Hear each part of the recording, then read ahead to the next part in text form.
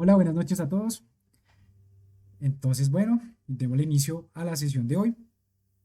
Se me hace importante hacer como un recuento de dónde veníamos para retomar pues con ese contexto la lectura. Eh, de hecho, si están siguiendo las sesiones por YouTube, verán que terminamos en la siguiente página, pero como les digo, siento que es mejor que nos devolvamos a la página anterior y desde ahí empecemos y retomemos. Entonces, antes de empezar a leer, el recuento sería que venimos hablando de cómo el Imperio Español viene, viene reproduciendo las instituciones de la metrópoli en las colonias de América, perdón, en los territorios de América. Entonces se venía hablando de la fundación de universidades, la construcción de caminos, eh, también de las rutas marítimas que conectaban a través del Pacífico con Asia y pues también de cómo esas rutas eran las diferentes rutas del imperio que conectaban con Asia y también con Europa a través del Atlántico, eran atacadas por los piratas de las potencias rivales como Holanda, como Inglaterra, y también por piratas a sueldo, bueno, algunos a sueldo, otros no, de esas mismas potencias. Y así es que con ese contexto, pues llegamos a esta página y continuamos. Entonces, bueno, también se hablaba de que a través de esas conexiones marítimas que se hicieron con Asia, pues no solamente hubo un intercambio comercial, sino también cultural. Entonces, así es que la página empieza diciendo, así diversas delegaciones de estos dos reinos orientales, los dos reinos orientales eran Japón y China, acabaron en territorios españoles y viceversa, incluidas misiones jesuíticas españolas a Japón reprimidas en el siglo XVI. Incluso se toleró hasta 1759, hasta el periodo propiamente colonial, la existencia de reducciones de indios organizados por sacerdotes de la Compañía de Jesús o jesuitas, fundada en 1534 por San Ignacio de Loyola, la mayor orden religiosa masculina de la Iglesia Católica, dedicados a la acción educativa, social y misionera. Las reducciones, catalogadas posteriormente como organizaciones comunales socialistas utópicas, eran organizadas por los sacerdotes que aprendían el idioma de los indios, algo que sirvió en el actual Paraguay para codificar el guaraní, idioma oficial en el país junto al español, permitiéndoles organizar reducciones que eran pueblos de más de 1000 habitantes, económicamente autosuficientes, donde los indios aprendían música, pintura, escultura y arquitectura, tanto renacentista como barroca, pues estas reducciones fueron uno de los núcleos que permitieron la eclosión del barroco hispanoamericano en el siglo XVII. Pero incluso las reducciones guaraníes organizaron a más de 300.000 habitantes en conjunto. Las técnicas agrícolas de cultivo de maíz, batata, la patata dulce, algodón, mate, etc., se mezclaron con las técnicas importadas por los jesuitas. El intercambio era a través del trueque y el tráfico de bienes era intenso, gestionado centralizadamente desde la localidad de Candelaria, hoy en Argentina. Existía la propiedad privada familiar, Abambae, con una chacra de cultivo para el sustento anual, y la colectiva, Tupambae, tierra de Dios, era para el cultivo de trigo, legumbres y algodón. Cada localidad se especializaba en un tipo de producción: siderurgia, metalurgia, carpintería, cocina, telas, instrumentos musicales. Y en todas se fijó la jornada laboral en 6 horas diarias, dedicando el resto del día a la oración, la educación o el desarrollo de las artes.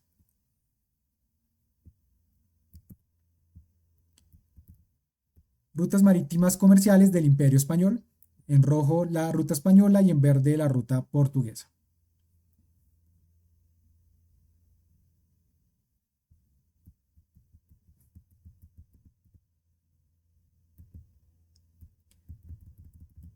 Para defenderse de los bandeirantes, cazadores de esclavos portugueses, las misiones se fortificaron y organizaron milicias con armas de fuego. También se defendían de otras tribus como los guaycurúes o paraguas, que solían atacarles. La pragmática sanción de 1767, elaborada por el rey Carlos III, con la que se expulsó a los jesuitas del imperio en América, acabó con estas formas de organización socialista preindustrial. 7 de las misiones en Brasil, Paraguay y Argentina han sido declaradas por su interés artístico e histórico Patrimonio de la Humanidad por la UNESCO. Los guaraníes, tras ser cerradas las misiones, conservaron los instrumentos musicales y lo aprendido allí para transmitirlo a las generaciones siguientes, ya con Brasil, Argentina y Paraguay convertidas en naciones políticas.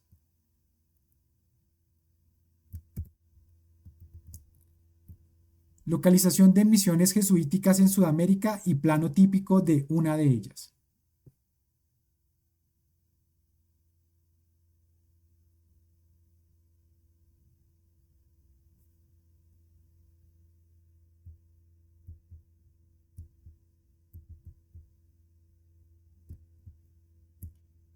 A pesar de la evolución colonial del imperio con los Borbones, progresiva pero efectiva, y del comercio esclavo que fue incesante en la América española, muchas formas de la organización económica y social del imperio siguieron vigentes, heredadas de los Austrias, como pudo comprobar el polímata prusiano Alexander von Humboldt, y que describió en su ensayo político del Reino de la Nueva España, tras visitar el virreinato años antes.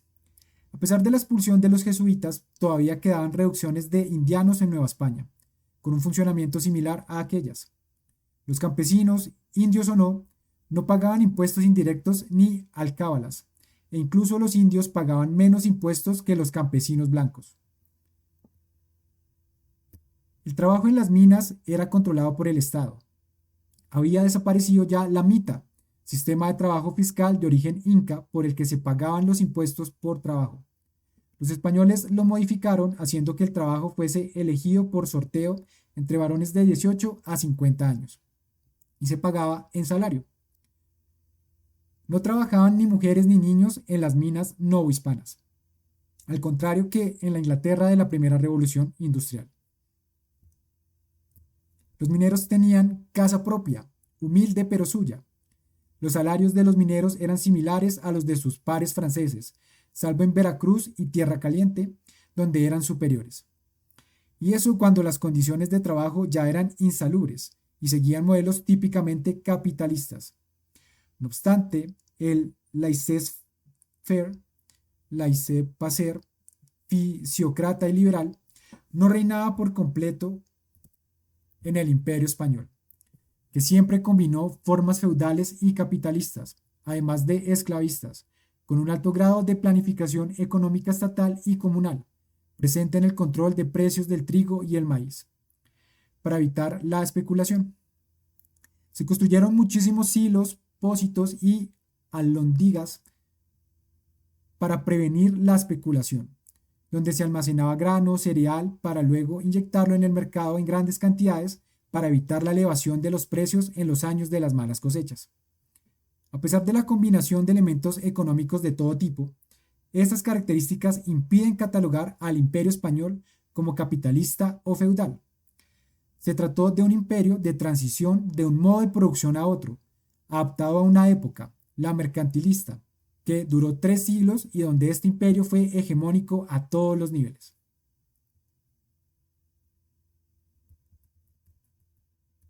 El comercio en la dialéctica de imperios universales. No puede entenderse el comercio mundial durante el mercantilismo sin el concurso que el Imperio Español realizó con la acuñación del Real de A8, primera divisa mundial de la historia.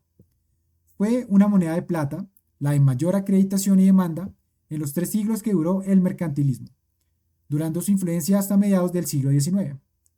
Sirvió de referente a monedas circulantes del resto de estados en los 5 continentes ya conocidos y permitió comerciar con solvencia y garantías por todo el planeta. No puede entenderse la primera globalización sin el Real de A8, también denominado peso de 8, peso fuerte, peso duro, duro o dólar español en territorios anglosajones. Fue también moneda de reserva, patrón de cambio equivalente para todos los territorios del Imperio Español. Estados de todo el mundo acudieron a ella para efectuar transacciones financieras y económicas, El auge universal del capital financiero pudo realizarse gracias a su solvencia y estabilidad, hasta el punto que la moneda del real de a 8, en tanto que toda moneda es también una mercancía, se convirtió en el principal producto exportado por España, más allá de su imperio, a pesar de que el intervencionismo estatal y comercial era grande, impidiendo el libre comercio con otras potencias. Inspirada en el talero acuñado en Austria y Bohemia a finales del siglo XV, dólar viene del alemán Thaler, empezó a ser acuñada después de la pragmática de Medina del Campo en 1497, en una unidad de plata establecida y regulada por los reyes católicos. Inicialmente tenía un peso de 27.468 gramos y una pureza del 0,93055%, conteniendo 25.560 gramos de plata pura. Cada moneda tenía un valor de 8 reales. Empezaron a emitirse en secas, del árabe sica, lugar de fabricación y emisión de moneda, en Burgos, Segovia, Toledo y Sevilla entre 1543 y 1566, año en que Felipe II, hijo y sucesor de Carlos I, reforzó su papel con la pragmática de la nueva estampa, cambiando las normas de emisión de monedas anteriores, determinando el valor cambiario del real de a 8 en 272 maravedíes. Son mencionados por primera vez en los textos de Diego de Covarrubias, de la Escuela de Salamanca, quien desarrolló las teorías del justo precio junto a su compañero Luis de Molina. También aparece mencionada en la petición 36 a las Cortes de Valladolid de 1558. El imperio difundió el real de a 8, con ligeras variantes por todas sus tierras y lo exportó a estados vecinos y potencias enemigas. Desde entonces viajó por todas las rutas comerciales del mundo, tanto marítimas como terrestres, hasta finales del siglo XVIII. Mantuvo un prolongado dominio en los mercados mundiales, no igualado por ninguna moneda posterior, ni siquiera el dólar estadounidense, moneda inspirada en aquella. Tanto la economía como la demografía de Europa occidental en el siglo XVI mejoraron gracias a ella. El Imperio Español se convirtió con el real de a 8 en la fábrica de moneda del mundo, alcanzando una acepción casi unánime. Su contenido en metal fino, su alta e invariable ley y la garantía de no tener variación en peso y valor por parte del imperio garantizaron su estabilidad y longevidad como divisa mundial. Lideró las transacciones financieras del comercio universal y fue tomada como modelo de unidad monetaria para otros estados y sistemas económicos. No solo del dólar estadounidense, donde el real de a 8 fue moneda de curso legal hasta 1857, sino también del canadiense, del yuan chino, de la peseta española posterior, del peso en Filipinas, México, Cuba, República Dominicana, Colombia, Uruguay, Argentina y Chile, y de monedas nacionales en Guinea Ecuatorial, Guinea-Bissau, Paraguay, Bolivia, Perú, Ecuador, Venezuela, Costa Rica, Nicaragua, El Salvador, Honduras y Guatemala. China fue el principal mercado del real de a 8 y no se emitió moneda de plata propia allí hasta 1899, el tael, siguiendo el modelo del real de a 8. Reinos desde la India hasta el Golfo Pérsico también aceptaron el real de a 8 como moneda comercial. Sus sucesores han sido, ya en el siglo XIX, la libra esterlina y, tras la Segunda Guerra Mundial, el dólar estadounidense, acabando con el patrón oro como respaldo de monedas nacionales. Ya en tiempos del dinero fiduciario, desde 1971, todavía el precio de las acciones en el mercado de valores estadounidenses tenían un precio en octavos de dólar, hasta 1997. Un real de a 8.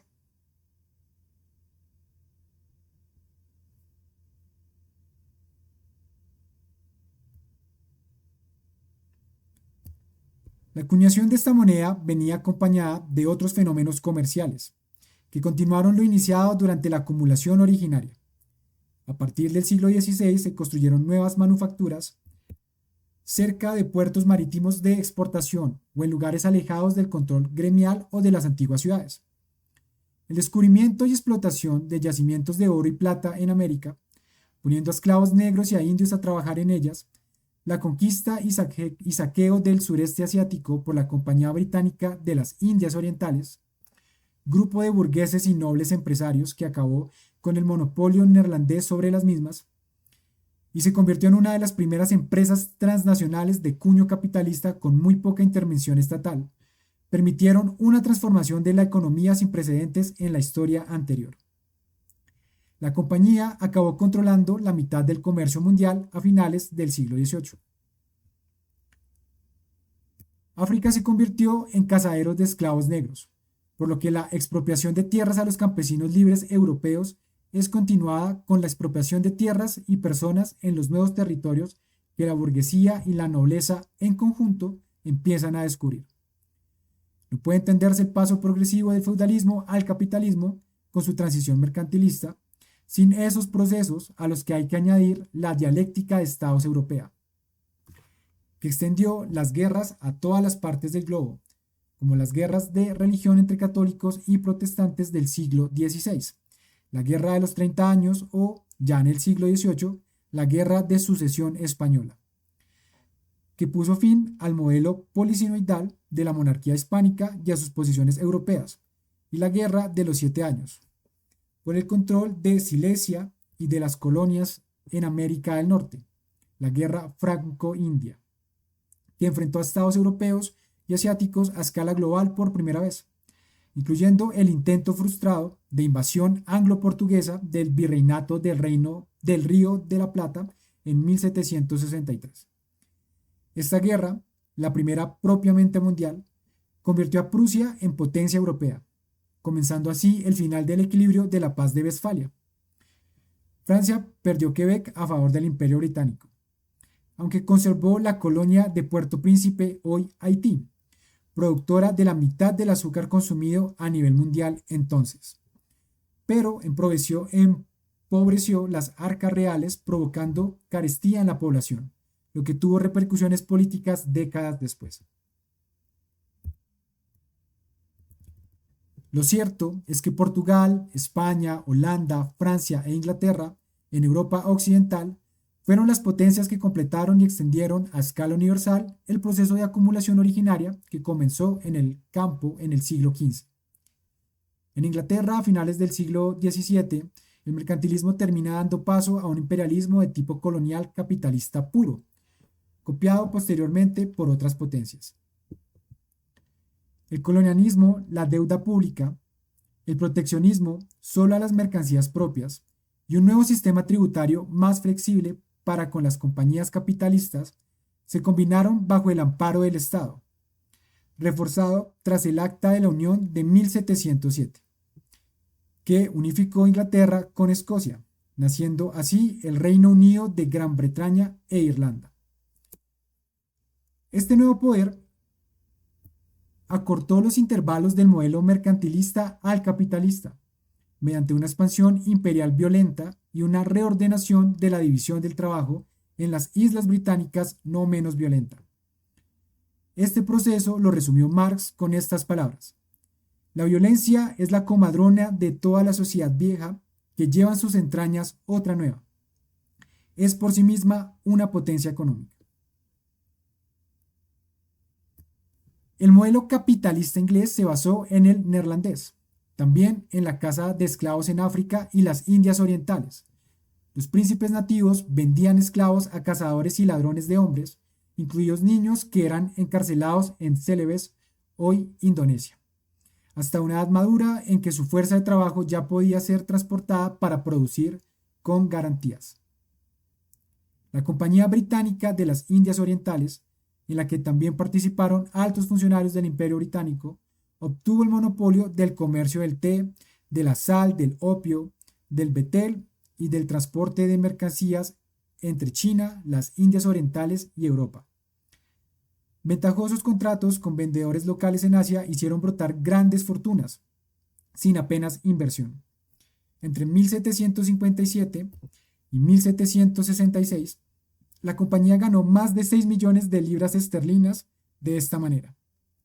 Y entre 1767 y 1770 lograron acaparar toda la producción de arroz, negando su venta si no se pagaban precios muy altos por ella, provocando la gran hambruna de Bengala de 1770, muriendo 10 millones de personas.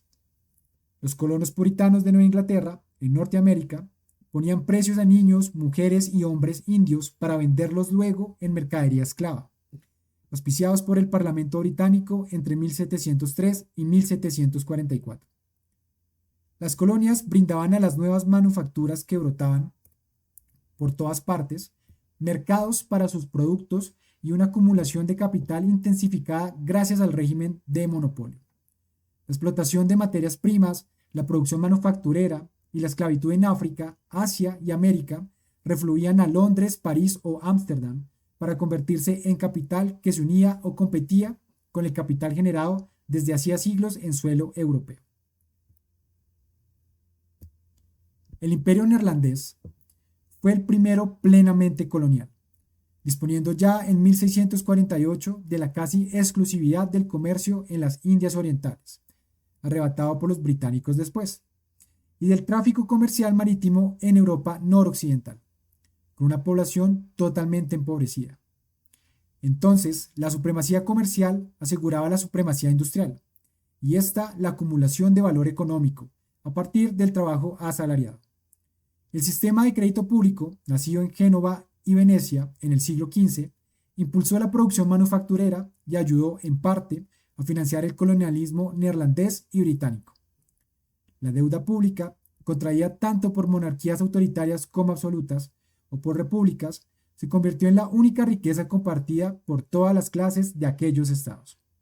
Se generaron multitud de rentistas, acreedores del Estado que convertían la deuda en títulos negociables, y muchos capitales financieros pudieron así convertirse en mediadores económicos entre el Estado y los contribuyentes. Esta deuda impulsó el nacimiento de sociedades anónimas, instituciones mercantiles cuyos titulares lo son en tanto que participan por títulos o acciones en su capital. Surgen también las primeras bolsas de valores, instituciones privadas donde se especula la compra y venta de capitales, bonos públicos o privados y diversos instrumentos de inversión. También surgen grandes bancos especulativos, como el Banco de Inglaterra en 1694, que, negociando con el Estado y consiguiendo privilegios de éste, le adelantaban dinero por sus empresas comerciales y bélicas.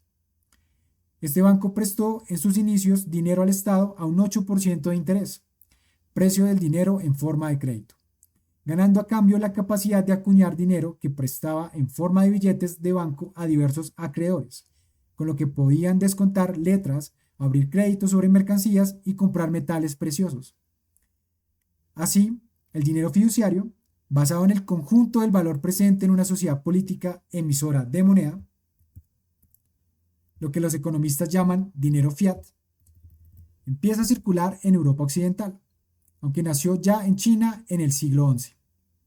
Y así, los bancos, tanto privados como públicos, bancos centrales acuñadores de moneda, se convertían en acreedores perpetuos del Estado, depositarios de los tesoros metálicos en oro y plata, a los cuales, a pesar del dinero fiat hoy dominante, no renuncia ningún Estado, y centro de gravitación del crédito comercial.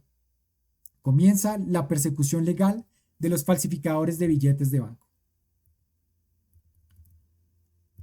La deuda pública permitió el surgimiento de sistemas interestatales de crédito que, ya existentes en Venecia y perfeccionados en Holanda e Inglaterra, van repartiendo entre diversos sectores burgueses todo el valor generado y apropiado durante el proceso mercantilista y de acumulación originaria. Y así, los estados colonialistas se convierten en acreedores y deudores entre sí, por lo que la prestación de grandes capitales entre estados competidores a menudo acababa en guerras y en sucesiones en el dominio comercial marítimo. Entre 1701 y 1776, eso ocurrió entre Holanda e Inglaterra, y después entre el Imperio Británico y los Estados Unidos de América, país que fue colonia suya y que se independizó, apoyado por Francia y España, tras la primera guerra de descolonización de la historia. Surge así la primera nación política liberal, con un sistema de democracia representativa y de partidos en 1776. Estas guerras se financiaron, en gran parte, mediante sistemas tributarios edificados sobre empréstitos públicos anteriores, que permitieron hacer frente a grandes gastos públicos sin apenas repercutir en los bolsillos de los contribuyentes de manera directa, aunque a la larga provoquen recargos impositivos que, a su vez, conllevan la acumulación de deudas contraídas sucesivamente. Empieza a producirse así un fenómeno cíclico empréstito-deuda para hacer frente a gastos extraordinarios. Los impuestos sobre todo tipo de artículos, principalmente de primera necesidad, a veces implicaban el encarecimiento de los mismos, lo que empezó a repercutir entre los proletarios y campesinos neerlandeses y británicos, que en la fase proteccionista mercantil del capitalismo seguían participando del proceso de acumulación de capital mediante el pago de altos precios por esos medios de primera necesidad y de impuestos cada vez mayores. El proteccionismo mercantilista fue esencial en el tránsito del nuevo régimen de producción capitalista. La explotación de la población autóctona junto al latrocinio sobre su propiedad personal y de la propiedad comunal de la tierra, más la destrucción violenta de la manufactura y la industria de otros países menos potentes, y la esclavitud, fueron el sostén de esta transición moderna a la edad contemporánea, aunque hubo ejemplos, como el Imperio Español, donde esta transición fue más matizada, prolongada en el tiempo e incluso menos violenta. De hecho, el paso al capitalismo se produjo con las independencias de sus partes formales en las actuales naciones hispanoamericanas, que desde entonces basan su economía en el extractivismo de monocultivo de materias primas. En el resto de países de Europa Occidental, el proceso de acumulación originaria fue tan radical y extremo que, prácticamente, pasaron del feudalismo al imperialismo colonial sin apenas transición a formas imperiales similares a la hispana. La prueba que en el siglo XVIII el Reino Unido instaura en las propias islas británicas la esclavitud infantil legal. La llegada histórica del trabajo asalariado, productor de capital, que define el modo de producción capitalista, existió a la par con la intensificación de la esclavitud en las Antillas, las Indias Orientales o en Norteamérica, lo que permitió el crecimiento económico de ciudades como Liverpool, desde donde partían solo en 1730 hasta 15 barcos negreros, llegando a ser 132 barcos en 1792. En los estertores del mercantilismo, proletariado y esclavitud iban a la par a la hora de producir capital, aunque esta relación económica cambió con el surgimiento de una nueva forma de sociedad política, el Estado-Nación.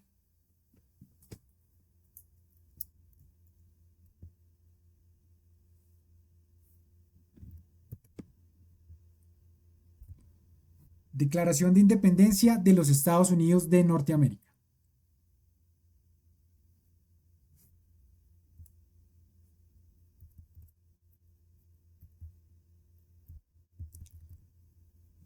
La acumulación originaria, presente en el mercantilismo, supuso el paso del productor directo y de la propiedad privada basada en el trabajo a la propiedad privada basada en el capital. Supuso el tránsito del siervo de la gleba al obrero asalariado, apoyado también sobre el trabajo esclavo a escala universal que, una vez dejó de ser útil, se convirtió también en proletariado. Aunque la pequeña propiedad basada en el trabajo era común también en el despotismo hidráulico, en el esclavismo y en el feudalismo, en el capitalismo este tipo de propiedad sobrevive a duras penas frente a la gran propiedad burguesa, que organiza el trabajo de manera industrial, mediante grandes masas de obreros asalariados organizados a escala nacional e internacional. La historia ha condenado estas relaciones económicas a ser parte de un pasado que, muy probablemente, no se reproducirá ya jamás. La concentración privada y estatal de la producción de capital a gran escala, dirigida por unos pocos, sustituyó a la producción raquítica de medios de vida de muchos. La propiedad privada capitalista, legal o no, basada en la explotación de trabajo ajeno, sustituyó en este proceso a la propiedad privada fruto del trabajo propio, con un obrero y un campesino compenetrado con sus condiciones de trabajo. Así, la existencia de la propiedad privada personal empezó a depender de las necesidades económicas y políticas de la propiedad privada capitalista y del Estado-nación que la sustenta y de la que depende. No obstante, la propiedad privada capitalista siguió descansando, al igual que otras formas de propiedades históricas anteriores, en el trabajo cooperativo, en métodos sociales de producción cada vez más complejos y sofisticados, y generadores de contradicciones sociales cada vez más aguzadas, incluida la supervivencia de ciertas formas de propiedad social a través de la acción económica estatal.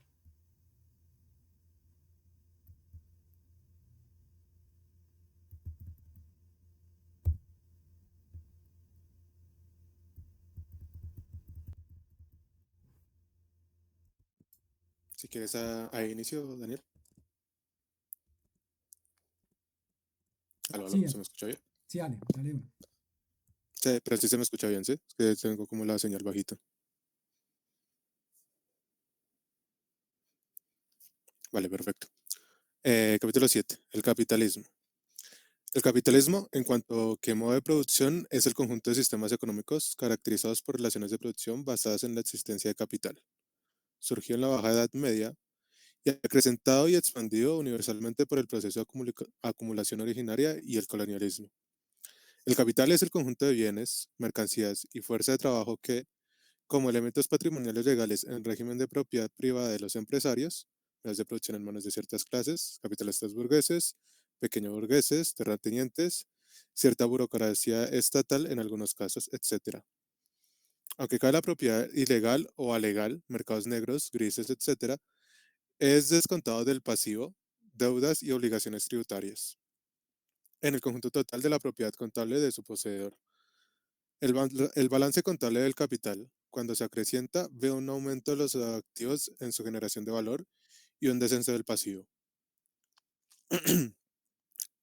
El acrecentamiento del valor de capital se produce mediante varios recursos, como la firma de contratos de asociación mercantil con entidades privadas o la administración pública, mediante la venta de bienes y servicios fruto de la producción, distribución y consumo del valor mercantil producido mediante este sistema de apropiación legal y mediante la producción de valor nuevo mediante el trabajo asalariado. Este tipo de relaciones sociales de producción, aseguradas por los poderes estatales, ejecutivo, legislativo, judicial, tributario, administrativo, militar, diplomático, etc., en tanto que es la propia clase capitalista la que domina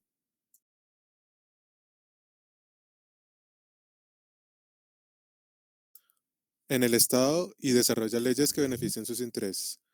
Permite no solo producir más capital, más valor, sino también acumular cada vez más, solo repartido mediante la acción estatal tributaria y tras presiones sociales por parte de los grupos en que se organizan los productores del capital, que no son dueños legales de los medios de producción, es decir, los trabajadores, asalariados de todo tipo, administrativos, campesinos del sector servicios, y particularmente los productores de valor, los proletarios. Los obreros trabajan para el capitalista a cambio de un contrato de trabajo, por el cual por el cual venden su fuerza de trabajo, única propiedad que tienen capaz de generar valor capital a cambio de un salario, que es el precio en el mercado de su fuerza de trabajo. ¿Me estoy repitiendo? Qué pena, me perdí. Ya, ya. Y el cual pueden adquirir medios de subsistencia y propiedad privada personal legal, vivienda, medio privado de transporte, ropa, etc. Esta propiedad privada personal, no obstante, puede también convertirse en capital mediante la especulación financiera privada o pública, convirtiendo dichos bienes privados personales en medios de producción capitalista mediante un proceso que el geógrafo británico David Harvey llamó acumulación por disposición, que no es sino continuar con los mecanismos propios de la acumulación originaria, pero con el objetivo de mantener el capitalismo mercantilizando ámbitos sociales antes ajenos a él. A diferencia de modos de producción anteriores, en el capitalismo es el burgués el encargado de organizar la producción de acuerdo a un desarrollo técnico, tecnológico y científico, que permite que en el capitalismo se produzcan mercancías imposibles de producir en el feudalismo o en el esclavismo. El capital, en cuanto que relación social producida por proletarios y apropiada por burgueses, también se caracteriza porque, aparte de otras formas de ganancia, producen una cantidad de valor de capital que acrecienta el poder económico burgués, que es llamado plusvalor por Marx. Eh, este plusvalor es la diferencia resultante de restar la cantidad de valor producido en un periodo de tiempo determinado por los obreros de la cantidad que se le paga por su salario.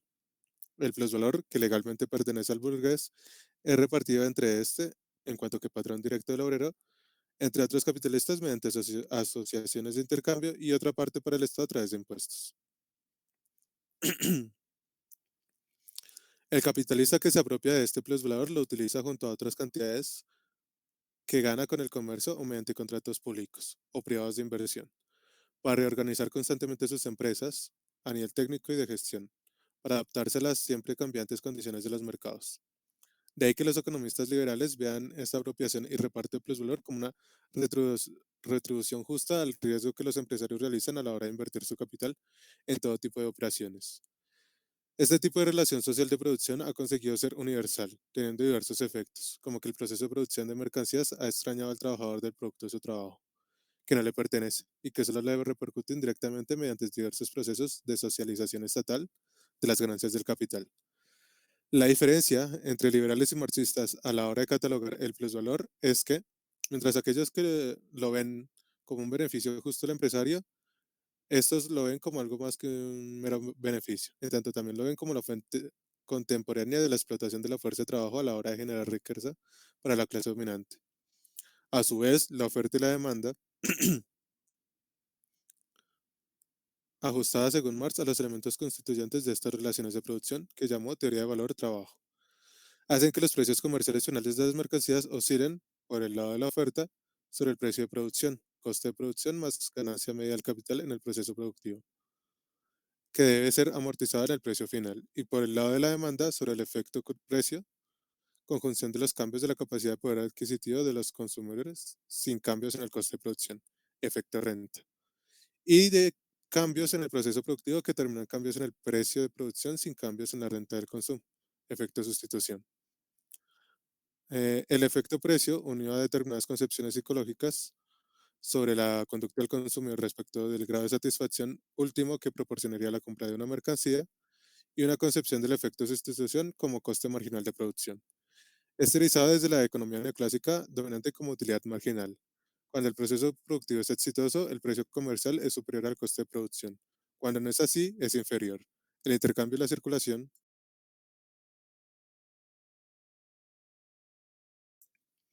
mercantil capitalista son universales y proporcionan un ingreso neto al capitalista que es también fuente de beneficio privado y en parte público a través de impuestos al capital. Así pues, en el capitalismo, las entradas y salidas de la producción entre estados se realizan, en su mayoría, a través de la propiedad privada sobre el capital medio de producción. El capital depende de este comercio mercantil y de asentarse a escala universal por todas partes, transformando cada sociedad a su imagen y semejanza, y cada elemento material que encuentre en fuerza productiva. Depende, también, del trabajo asalariado, sin el cual no se podría mantener. Y este trabajo asalariado depende, a su vez, del capital para poder ganar su sustento, pues si no logran vivir de él, existirá otra fuerza de trabajo dispuesta a ocupar su sitio. Por lo que existe una competencia entre los propios trabajadores y entre estos y la fuerza de trabajo desempleada, los parados o ejército industrial de reserva, en el que se incluyen los pobres y marginados. También los capitalistas tienen que competir entre ellos en el mismo sector en que se especializan, o con otros tipos de capitalistas, industriales, financieros, comerciales, etc., y de varios estados distintos. A pesar de la dialéctica de clases, en el capitalismo, burguesía y proletariado acaban siendo dos clases mutuamente dependientes, pues la existencia del capital depende de la existencia de estas dos clases sociales. El resto de clases se mueven según sus intereses, actuando en torno a esa dependencia. La transición del, dale, va. La transición del feudalismo al capitalismo, que duró 3 siglos, se cerró con tres procesos cuyo impacto económico y extraeconómico supuso sin duda un cambio de época. también de mentalidades, hacia un mundo totalmente diferente respecto a de los anteriores, que sin embargo acumulaba técnicas, tecnologías, instituciones culturales y relaciones sociales de producción desarrolladas durante muchos tiempos atrás. Estos procesos son las revoluciones tecnocientíficas e industriales, el surgimiento del Estado-Nación como, como nueva forma de sociedad política y el colonialismo que le siguió, y la inversión teológica por la que surge la economía política. Además, en el capitalismo, las crisis económicas y las guerras serán más extremas, virulentas y a mayor escala que en momentos anteriores de la historia. Todos estos procesos determinarían otra de las más importantes características de este modo de producción. Ha sido capaz de generar las formas sociales de riqueza más altas y el mayor bienestar social jamás alcanzado por población alguna, y a la vez las formas sociales de pobreza, miseria y explotación más crudas y extremas jamás desarrolladas. Revolución industrial, maquinaria, tecnología y ciencias. La revolución industrial en sus distintas variantes entre los siglos XVIII y XX ha supuesto el mayor cambio en el uso de herramientas técnicas desde la revolución agrícola del Neolítico.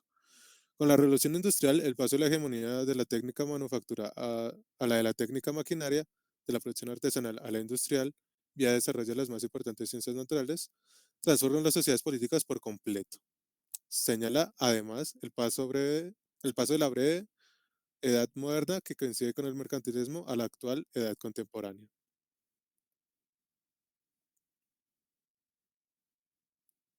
Paisaje inglés típico de la primera revolución industrial.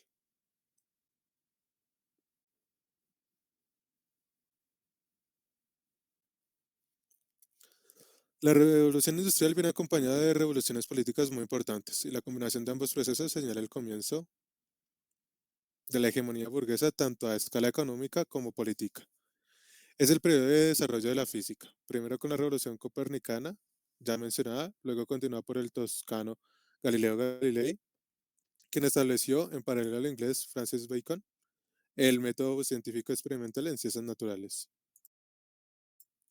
Antes, el filósofo y astrónomo napolitano Giordano Bruno sentó las bases de la cosmología moderna, superando a Copérnico al afirmar que el Sol no era el centro del universo, que era una estrella más, que contenía infinitas estrellas e infinitos mundos habitados por todo tipo de criaturas, también inteligentes.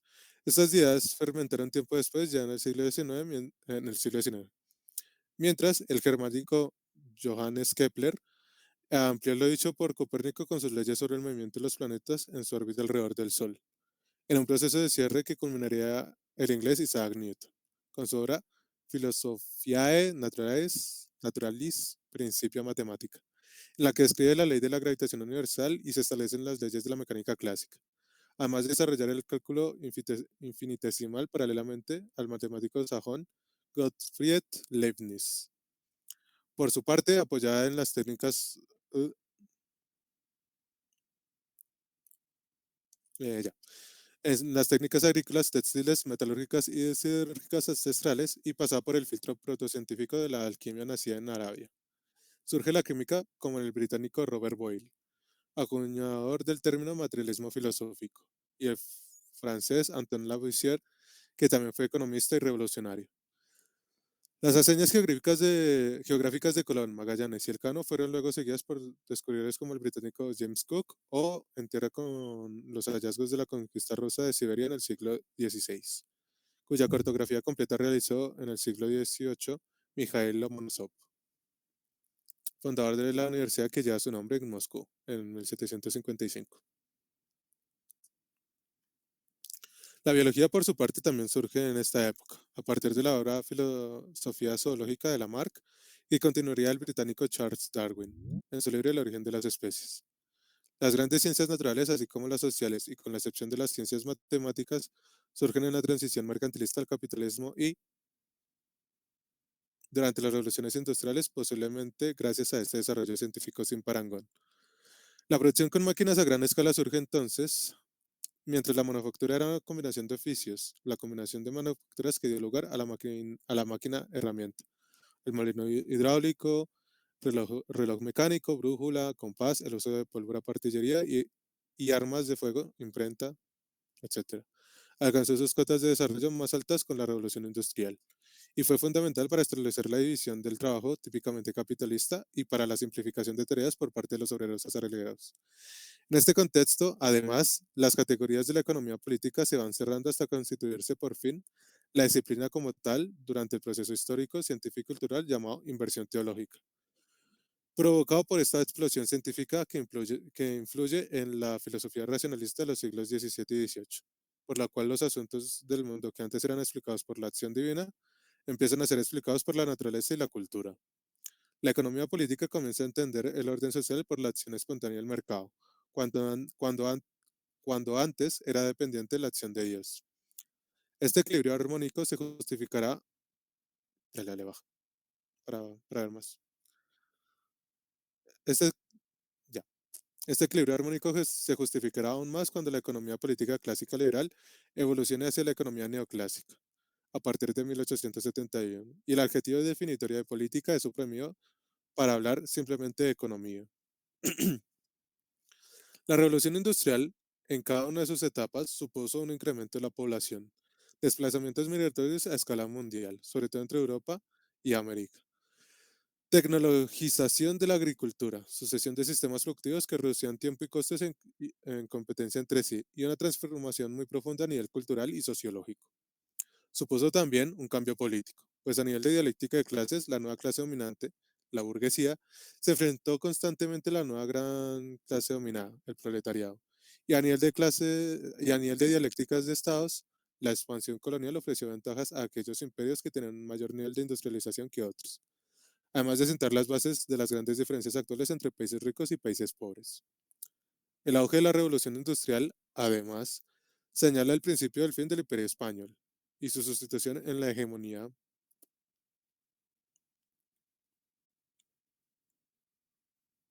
mundial, eh, mundial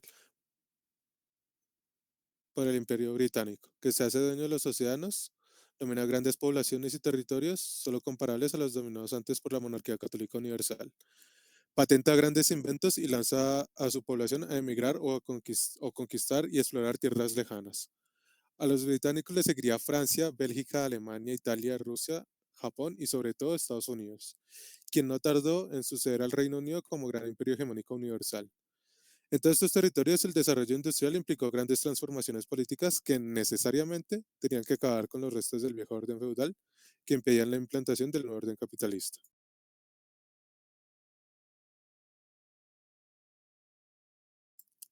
Un mapa de los grandes imperios de raíz europea en 1800.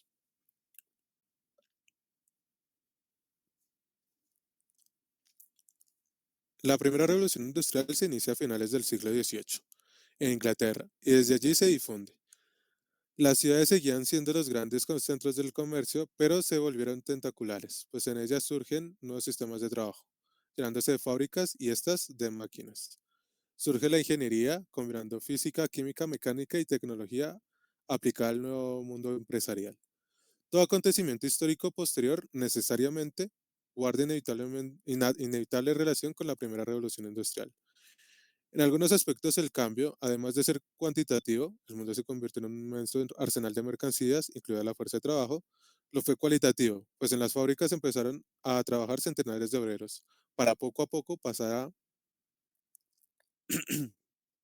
conectar centros de trabajos quizás con menos obreros, pero interconectados entre sí a escala nacional e internacional, produciéndose piezas distintas de la una misma mercancía en puntos geográficos distintos del planeta. Las grandes ciudades capitalistas empezaron a tener millones de habitantes, más incluso que muchos países, con población desplazada del campo por la aplicación tecnológica a la producción agrícola. Cada cambio suscita otro, y así el capitalismo para sobrevivir necesita reinventarse constantemente, derribar fronteras naturales y culturales, en una revolución permanente del desarrollo de las fuerzas productivas. A pesar de las grandes migraciones, la revolución demográfica industrial fue tal que, en todo el siglo XIX, Europa pasó de 187 millones de habitantes a 400, proceso solo frenado por las guerras mundiales posteriores.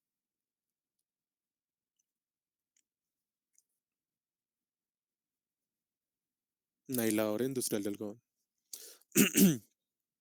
La producción de mercancías empieza a ser en serie, facilitada por el crecimiento demográfico, que hace aumentar tanto la oferta como la demanda de mercancías con la ayuda del desarrollo tecnocientífico.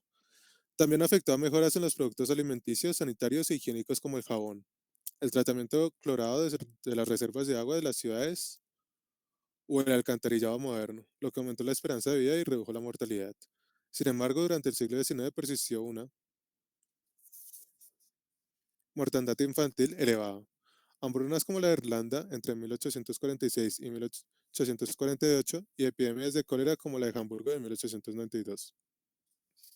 El aumento de la producción agrícola ayudó al despegue industrial aplicando la maquinaria a la rotación de cultivos, la irrigación, el abono y la producción en masa de maíz y otros excedentes alimentarios para dar de comer a las masas obreras de las grandes urbes industriales. El campo aportó capital a la industria e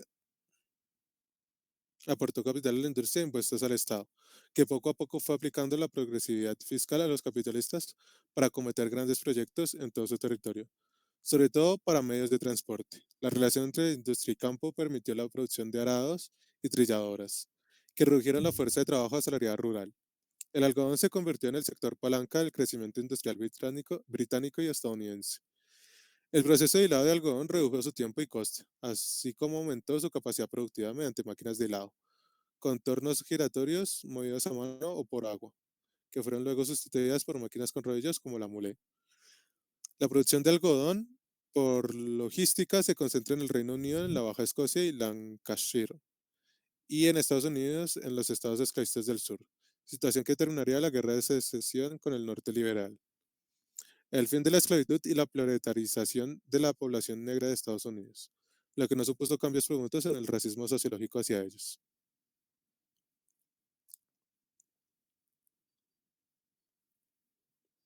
Naila ahora, me imagino. Ah, no, máquina de vapor. La olla y el hierro son el otro gran sector productivo de esta primera revolución industrial. Se empieza a producir acero utilizando carbón como combustible, surgen nuevos procedimientos de forja batiendo el hierro fundido con varillas para eliminar escorias. Esto hace, además, que el carbón se imponga como la principal fuente de energía por su bajo precio, su abundancia en minas y su potencia calorífica. Los centros industriales empiezan a establecerse cerca de las minas. El hierro pasa a ser el material de construcción de aperos de labranza, de máquinas fabriles y de los raíles de líneas férreas. La industria siderúrgica se vuelve masiva y se convierte en el pilar fundamental de las de economías nacionales. Pronto releva el algodón como motor de crecimiento económico. El gran progreso de la siderurgia industrial fue la aplicación del vapor a la producción, con la aplicación de hornos de soplo caliente, ahorrando con ello combustible. En 1865 surge el procedimiento Bessemer, mediante un convertidor que insuflaba aire al hierro para obtener un acero más flexible. Esto convirtió a la ciudad de Sheffield en la fábrica de acero del imperio y a la compañía de Harry Bessemer, una de las empresas capitalistas más poderosas del siglo XIX. El hierro fundido y el acero hacen del Reino Unido la fábrica del mundo, y su producción saca del atraso económico a Estados Unidos, Alemania, Japón y en menor medida a Rusia. El vapor como fuente de energía también será fundamental en la revolucionaria red de transportes que conecta fábricas y ciudades entre sí para asentar el comercio nacional interior, el mercado, diré, el mercado nacional interior. El ingeniero mecánico James Watt, aplicando agua a la máquina de vapor atmosférica de Thomas Newcomen, transformó la industria textil y el transporte. Gracias a él, el barco de vapor desplaza al velero en el transporte marítimo y oceánico, y surge el ferrocarril como sistema de transporte terrestre de personas y mercancías sobre vía férrea. La primera locomotora se construye en 1812, transmitiendo la fuerza del vapor al arrastre de mercancías por raíles, mediante una máquina que pudo trasladar cargas a 8 kilómetros de distancia. En 1823 la producción de locomotoras en serie ya es una realidad, y 2 años después el primer tren minero hace su primer recorrido entre Stockton y Darlington. En 1830 el primer tren de pasajeros parte de Manchester a Liverpool. A partir de 1840, Bélgica, Francia, Prusia y España inician la construcción de sus propias redes nacionales de ferrocarril. Desde 1850, los tramos cortos se convierten en líneas transnacionales, y a partir de 1858, la supremacía británica sobre el Raj británico en el subcontinente indio se asienta sobre una red ferrocarrilera inmensa que, a la larga, sería el soporte material de la nación india, ya independiente desde 1947. El imperio británico se conectó vía terrestre y marítima gracias a la máquina de vapor de agua de Watt. Esto aseguró la especialización productiva de regiones del imperio, el cual alcanzó su máxima extensión entre 1918 y 1921, desmoronándose al acabar la Segunda Guerra Mundial en pocas décadas. Primer barco de vapor construido en Triana, Sevilla.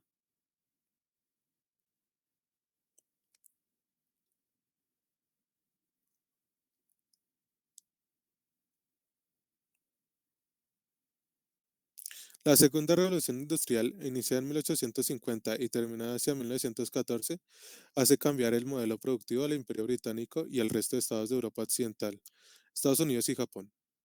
Nuevas fuentes de energía como el gas, el petróleo y la electricidad que permiten el alumbramiento urbano y expanden las comunicaciones internacionales a través del telégrafo primero y del teléfono después, más el descubrimiento de nuevas formas de producir cobre aplicadas a la electrificación de las naciones. El descubrimiento de nuevos metales como el aluminio, el níquel, el cromo, el manganeso o el abaratamiento de la producción de acero, la aplicación de fertilizantes artificiales al campo, la nitroglicerina para explosivos, muy útil en la guerra y en la explotación minera, los colorantes artificiales, el cemento, la comunicación por tren de mercancías y pasajeros de vastos territorios como Estados Unidos, Canadá, Europa, a través del Orient Express, que unía París con Estambul, y el Transiberiano que comunicaba Moscú con Vladivostok, ciudad rusa del lejano oriente, con Ulan Bator, capital de Mongolia, y con Pekín, recuperando la ruta de la seda a la era industrial. Son ejemplos de esta continuación de la revolución industrial en la era clásica del imperialismo. En la segunda revolución industrial también se fabrican los primeros automóviles en 1886, atribuidos al alemán Karl Friedrich Benz, de modelo Benz Patent Motorwagen, patentados por la empresa hoy conocida como Mercedes-Benz. También se fabrican los primeros aviones, siendo el pionero el francés Clement Ader, cuyo avión autopropulsado voló 50 metros en 1890, mejorando su fabricación en 1897, volando unos 300 metros.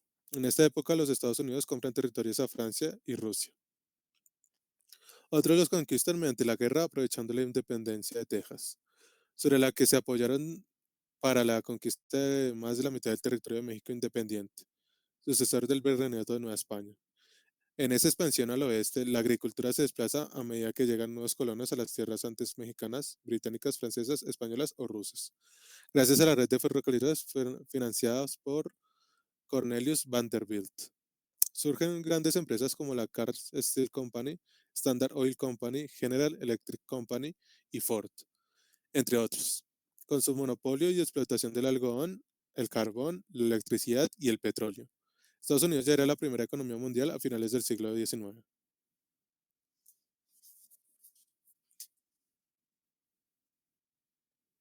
Generador de energía eléctrica del siglo XIX.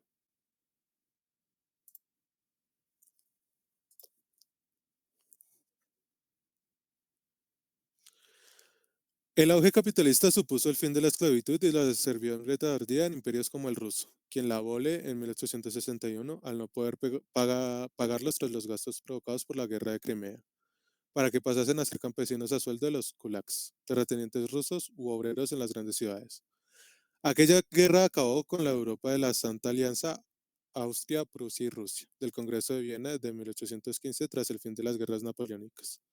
Hizo a Francia recuperarse como imperio colonial y posibilitó las unificaciones de Italia en 1861 y de Alemania 10 años después. En el contexto de reorganización capitalista de las potencias autoritarias, Japón entró en la era Meiji. Cambia su capital de Kioto a Tokio y se industrializa en tiempo récord. Nacen grandes empresas como Mitsubishi, Nintendo o Suzuki. Y tiene su particular lucha contra los restos del antiguo régimen japonés al abortar la rebelión Satsuma, que supuso la desaparición de la clase social de los samurái, aristocracia militar opuesta a los cambios del emperador Meiji.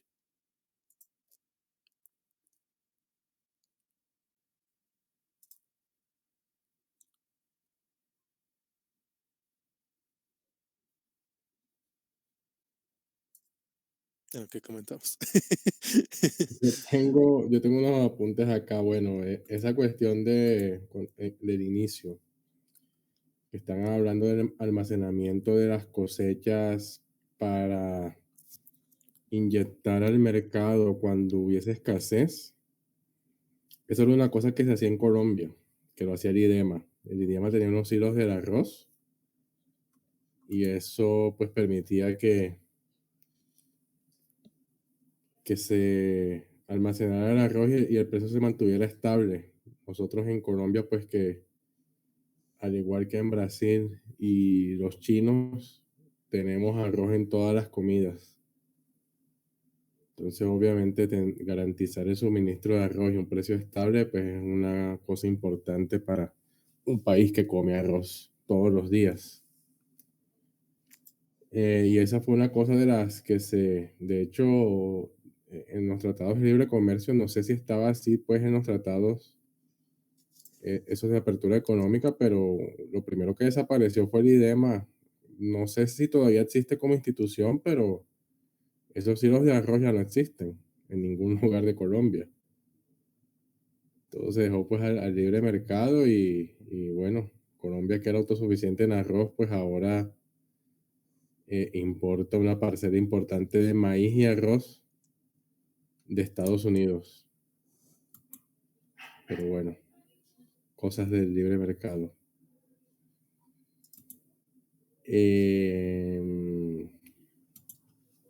En esa, después hablando de las misiones jesuíticas, yo tuve la experiencia de estar allá en la Triple Frontera, que del lado de Paraguay se llama Ciudad del Este, que es la segunda ciudad con más habitantes de Paraguay después de Asunción. Del lado de Brasil está Foz do Iguazú. Y del lado de Argentina está Puerto Iguazú. Argentina y Brasil comparten las cataratas y Brasil y Paraguay comparten el río Paraná en esa parte, y en ese río pues está la hidroeléctrica Itaipú, que fue por mucho tiempo la central hidroeléctrica más grande del mundo la tenía Venezuela, dato no menor, el Guri. Después pasó Itaipú y después ya China, pues cuando se comenzó a desarrollar, obviamente ya tiene las mayores hidroeléctricas del mundo. Bueno, ahí en la triple frontera está esa historia pues de las misiones jesuíticas y la cuestión del patrimonio de la UNESCO y tal. Hay varios vestigios que uno puede mirar y tal. ¿Qué más? No sé si alguien más tiene para complementar de esa parte.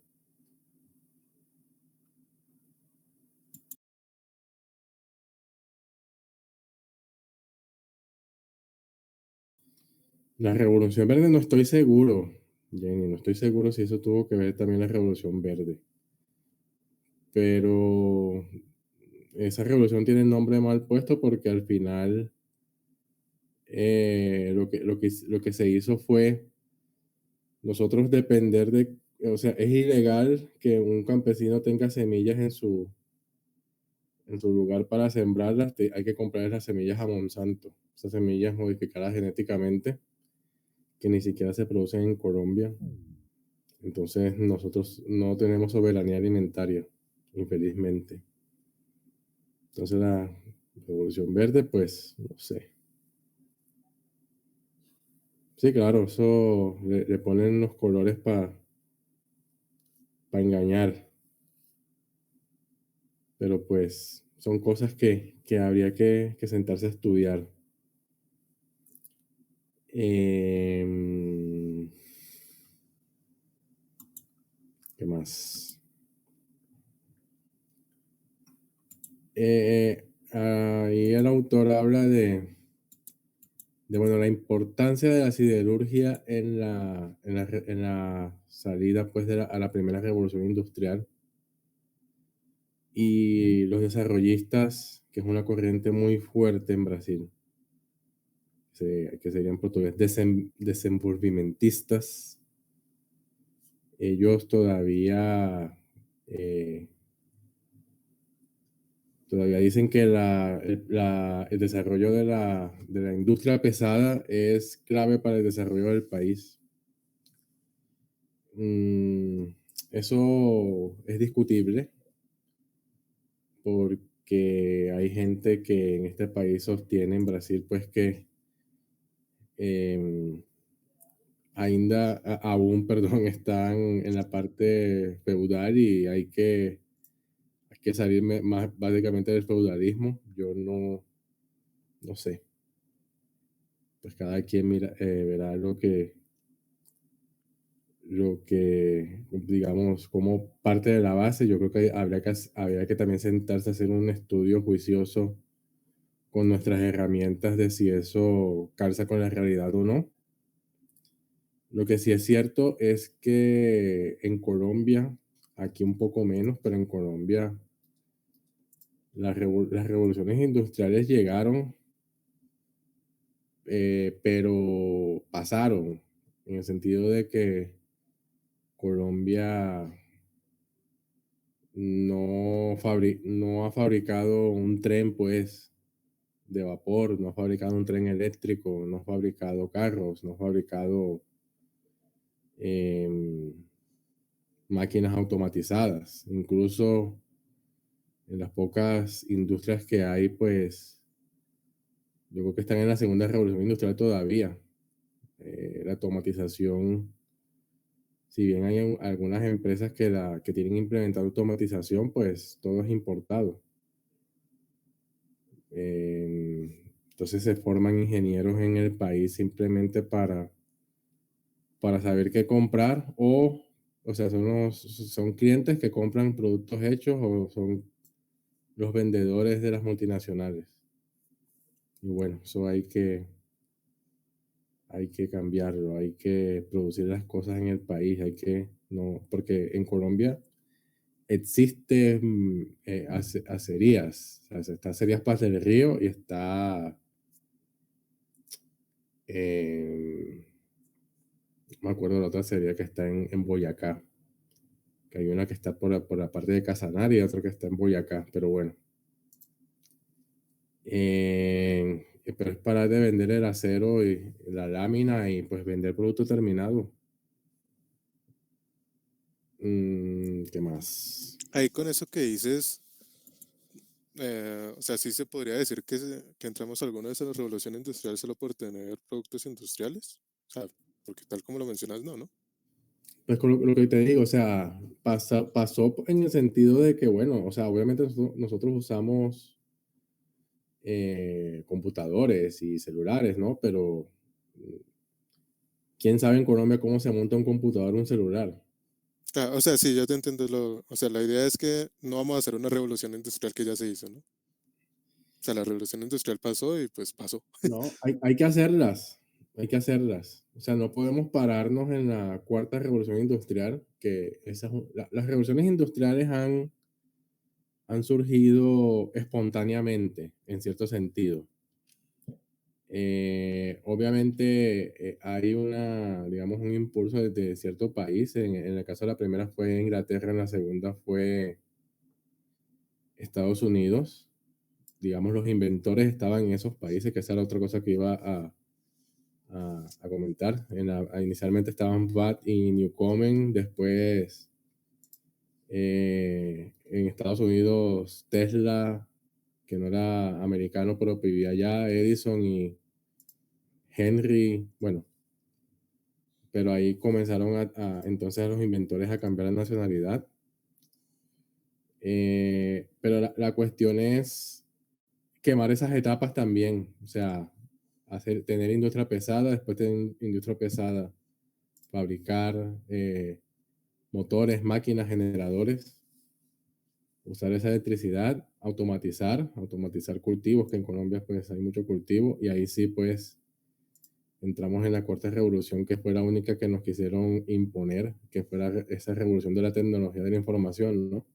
Ujú, las Eso TIC. todavía no se ha materializado, o sea, dicen que estamos en eso, pero yo, o sea, no sé hasta qué punto es una revolución industrial o no. Para mí, eh, Sí, porque no saben cuál es el inicio y cuál es el final, ¿no? O sea, dicen que inició desde Turing con la máquina esta, y que toda sigue por la inteligencia artificial. O sea, sí. Pero mira que si existe la tal revolución industrial, la cuarta revolución industrial, yo creo que va a ser la 5G. Vamos a ver si de aquí a 20 años eso se materializa. Y el imperio obviamente que va a lograr eso va a ser China. Entonces, vamos a ver, vamos a ver. Eh, Había otro apartado en el texto, que si no les molesta voy a compartir pantalla. ¿Se ve? ¿Se ve? sí, En el curso de Beatriz Galindo me recordó el tema de... Es que lo estaba leyendo y si se lee muy rápido y se lee así, no se entiende qué es el efecto precio y el efecto renta, ¿no? Que fue un momento en el que estaba leyendo sobre todo esto. El efecto de sustitución se define así: constituidos por los cambios en el coste y el precio de producción por el efecto del desarrollo de las fuerzas productivas, que hacen que, a igual poder adquisitivo, los precios varíen por el mayor o precio o menor desarrollo de las fuerzas productivas. A mayor desarrollo de las fuerzas productivas le corresponderá un menor coste de producción, por lo tanto se tratará el precio de la mercancía. O sea, todos los consumidores tenemos el mismo poder adquisitivo, pero el efecto de sustitución se da cuando uno de los oferentes abarata el coste de producción, y por eso se sustituye por ese más barato. O sea, y ahí está el efecto sustitución. Y el efecto renta eh, es lo contrario del precio de sustitución, es decir, se cambia el poder adquisitivo aunque el desarrollo de las fuerzas productivas estén iguales. ¿Eso qué quiere decir? Acá dice, no hay cambios en las fuerzas productivas, por lo que no hay cambios en los costes ni en los precios de producción, pero sí en la capacidad o poder adquisitivo de los consumidores, lo que hará que si el poder adquisitivo es bajo, no habrá consumo o este estará disminuido, lo que hará como efecto un bajo consumo y traccionará hacia abajo los precios. Por el contrario, el alto poder adquisitivo de los consumidores dará como resultado un alto consumo, lo que traccionará los precios hacia arriba. Y efectivamente el efecto precio es, acá lo definen mejor. O sea, un liberal lo podría entender como efecto oferta y demanda, ¿no? Pero se hace especial énfasis en que es la oferta la que determina, eh, o sea, son las fuerzas de producción las que determinan el precio final, digamos. pues ahí estás exponiendo una teoría objetiva del valor. Sí. Básicamente, o sea, el efecto precio es desarrollo de fuerzas productivas, cambios de tecnología, básicamente. Y el efecto sustitución, ¿no? Es el cambio de fuerza productiva. Y el efecto renta es aumento de la capacidad de la gente de tener plata en su bolsillo. Entonces, la combinación de esas dos es lo que hace, pues, el efecto precio, Ujú. Y bueno, básicamente. Pero no vi cuál es la... no, para explicar qué era el efecto sustitución y efecto renta, Ah, ok, por si no, no se quedaba dale. claro. Bueno, ya luego se explicará esto.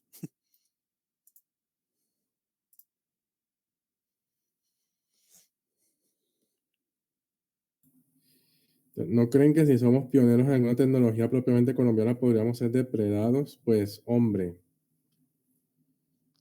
Es que no, eh, bueno, te dejo a ti. dale, dale.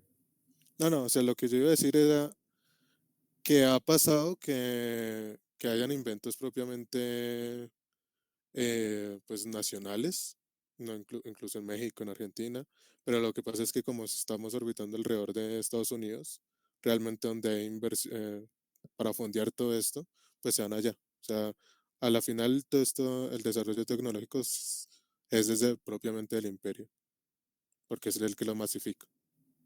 O al menos es lo que yo opino, ¿no? Al menos Pero es lo son que dos entendí. cosas. O sea, primero se había pasado. La cuestión, por ejemplo, de la teoría de los pisos térmicos, se la robó Humboldt de Colombia. O sea, hizo los viajes no, miren, teoría de pisos térmicos, yo la hice, yo, Humboldt. Varias cosas de Garavito, de Julio Garavito, se las robaron y las presentaron como de otra persona. Entonces, digamos, por ese lado, eso ya pasa, y por el otro, es muy difícil que desarrollemos tecnología colombiana o digamos, entre muchas comillas, subglobal, porque nosotros, Colombia, Brasil, Argentina, México, los tres últimos en mayor medida porque tienen unos sistemas de educación pública muy fuertes y buenos, forman ingenieros excelentes, hasta maestría y doctorado, y cuando ya se forman, se lo lleva una multinacional para Estados Unidos, Europa, China. Y esa patente, si desarrollan algún producto, pues queda como si fuera del país, donde se fueron a trabajar. Entonces, sí, somos depredados. Somos depredados porque nos roban, y somos depredados porque se llevan a la gente que sabe hacer las cosas a sus países.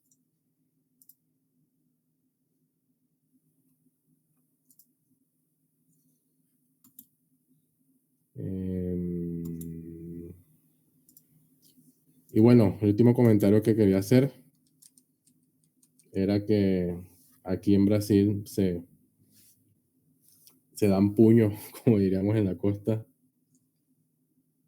defendiendo que el inventor del avión fue Santos Dumont, que es un man de acá, de Brasil. Y bueno, para los curiosos, busquen pues historias de Santos Dumont. Verán que efectivamente el man hizo sus vuelos y tal. Fue el primero que hizo un aparato que no fuera un dirigible volar. Y él fue el que voló pues encima de eso. Entonces, interesante ver esa historia.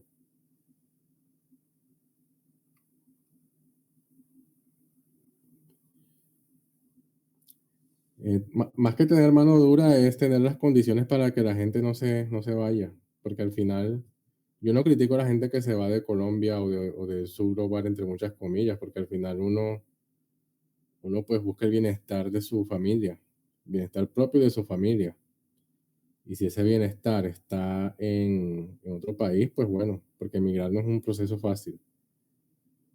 Pero más que mano dura, como te digo, es crear las condiciones para que eso se pueda dar en el país sin que la gente se vaya.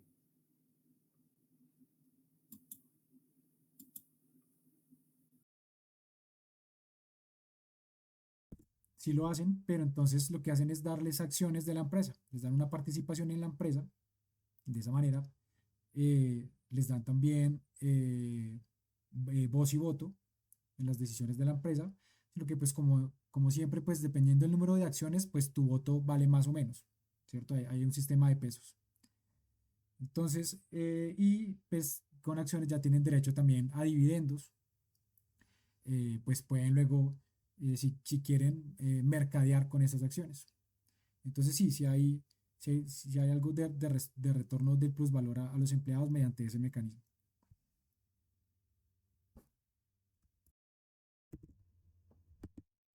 Pues es un sistema de incentivos. Entonces, usualmente, pues la teoría detrás de eso es que eh, pues una persona que está asociada a la empresa, pues le conviene más pues que la empresa le vaya bien. Entonces, si les damos acciones a la empresa, se ven más involucrados, entonces pues van a hacer un mejor trabajo. Entonces, ese es como el incentivo de parte de los dueños de la empresa para darles una participación, obviamente pequeña, de la empresa a esos empleados. Y a veces Sí, se hace en base a metas. Entonces se les dice, si se cumplen tales metas o los empleados que cumplan tales metas, tales métricas, se les da esa participación. Entonces, también tratando de incentivar algo como la meritocracia. Entonces, se les dice, aquí pueden ser socios, pero los mejores de ustedes. ¿Sí? Entonces, eh, el problema ahí es que sigue siendo pues una visión individualista, porque es ver, bueno, yo aquí ya soy parte, yo ya tengo participación, ya tengo propiedad sobre el medio de producción, pero pues soy yo. Y el resto pues de los proletarios de la nación pues siguen igual. Entonces siguen apelando a ese mismo individualismo, a la misma competitividad interna dentro de la empresa mediante ese mecanismo. Te gané, Michael. Qué pena, Ricardo. Eh, y no necesariamente o sea, no necesariamente pasa, como dice Daniel, de que, bueno, que los mejores y tal, y establecen una meritocracia ahí mímica para establecer como esa recompensa, sino que, por ejemplo, algo perverso que pasa aquí en Brasil. Acá, digamos, hay un sistema de salud público universal que tiene muchos problemas y aquí la mayoría de la gente, pues, lo que hace es pagar un plan de salud privado. Entonces, ¿qué hacen los gestores de plan de salud? Te ponen a los médicos trabajadores que atienden a los pacientes, pues, del plan de salud y los hacen socios, entre comillas, del plan de salud. Entonces, claro, al médico le van a pagar su salario sí o sí como empleado, pero cuando tú haces ese médico eh, dueño, ¿qué le conviene al dueño? El dueño le conviene que no se manden tantas consultas a especialistas o exámenes, porque entre menos exámenes se hagan, pues más ganancias. Y ahí se crea una lógica de incentivos perversa en que el mismo trabajador hace su trabajo mal porque ese trabajo mal hecho hace que tenga más lucros al final del año como accionista. Entonces, es una situación espantosa y que, bueno, pero pues digamos hace parte de la misma lógica del capitalismo, ¿no? No sé si ese complemento respondió tu pregunta mejor.